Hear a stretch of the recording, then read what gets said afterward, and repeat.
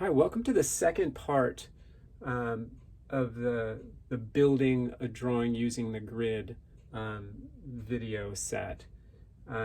This part we're going to actually get down to doing the drawing. We gridded our photograph, gridded our paper, did all the prep in the first video. Now we're going to actually get our hands dirty and lay down some charcoal. So what I've done is, and these are some helpful tips that I like to utilize, is I take a piece of paper, this is just a piece of cardstock, and I cut out a little opening, a little square that was just a little bit, like a 1/16 of an inch larger than the squares in my photograph. And I kind of taped it kind of over the square that I'm going to begin with, which is my upper left-hand corner square. I've also flipped my photograph upside down, if you've noticed. And the reason I do that is because we're not focusing on what it is we're drawing, we're focusing on only the square. So it doesn't matter if it's upside down or sideways, as long as I am consistent about doing the drawing. If this is upside down, my drawing I'm creating kind of is an upside down drawing, so to speak.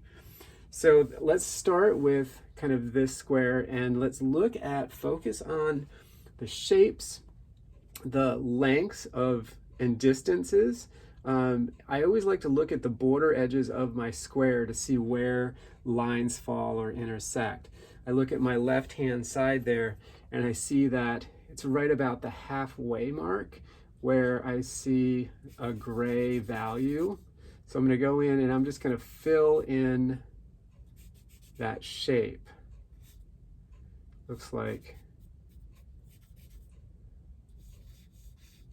something like that, right? So I'm gonna go ahead and do this and fill that in like a dark gray. And this is Vine charcoal, right? I can kind of smudge that.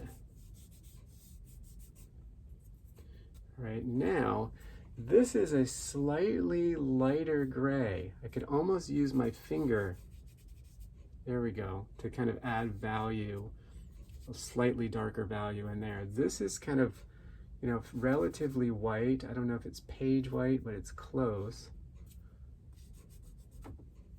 And I've got a little bit of gray value kind of coming in here. Might grab my smudge stick for that.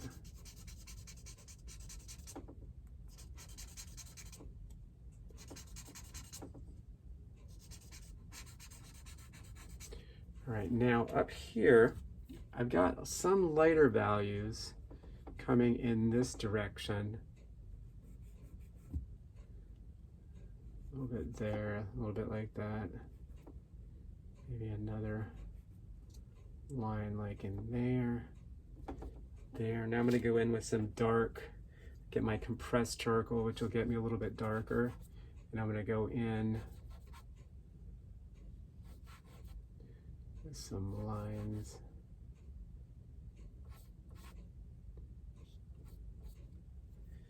Maybe grab my smudge stick for that. I mean, I personally, I love mark making, so I think about the marks and I try not to overwork them too much. I just want to make sure I get all the proportions and values correct so that the drawing will end up being the sum of all those parts, piece by piece, block by block, right? That's how we're doing this. All right, that square looks like it's done. There's actually some letters in there that if I really wanted to go in and get those in there, I don't know how important they are to the drawing, but they're there. So if I want to actually get those into the background, I could. All right, so one square is done completely. I'm not going to go back in ever. You don't want to go back in and rework squares. You want to take it, completely. Back away, look at the values, see if you went dark enough.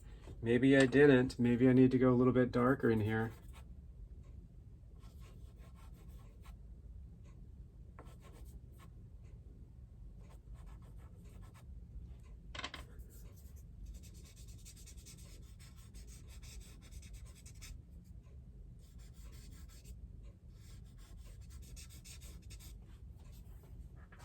Yeah, that looks a little bit better. Okay, then I would move on. I'd move my square to the next square over, right, to the one to the right. Tape this next to it. Artist tape works nicely because it's light. It very just holds just a little bit, won't pull up to tear the paper. And then I'd work on my second grid and second square, and I'd go across, then maybe back, across. You can go this way, you can go this way. I would just suggest don't jump around, really be kind of systematic, because if you're drawing and your arm is down here, you draw squares down here and then work up from that, you can easily smudge squares with your forearm. So I like this top to bottom, right to left or left to right kind of approach, but definitely square by square, focusing just on the individual square and completing it fully before you move to the next square. And whether you want to seamlessly transition one square to the next is up to you, or you can kind of leave it so that there's like a little bit of a delineation between each box. So when you step back after the drawing is complete, you'd actually still notice kind of a very light grid work across the entire drawing, which kind of, is evidence as to how it was made. And you're not trying to kind of hide it or disguise it. But if you want to make it kind of seamless and disguise the grid, spend a lot of time on all those edges as you move from square to square, right? Not after the fact, but as you're moving.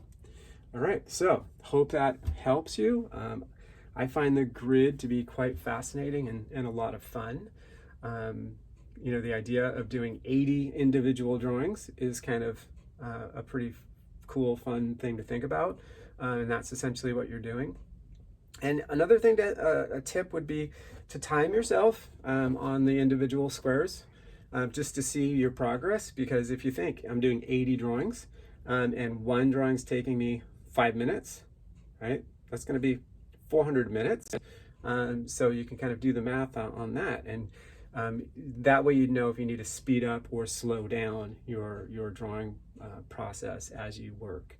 If you need to kind of do it more quickly, or if you do want to spend a lot of time. If you spend 10-15 minutes on one square and do the math on that, it's going to be a very labor-intensive process, which gridding can be. So, but I think it's worth it. I enjoyed it a lot, and I hope you do as well.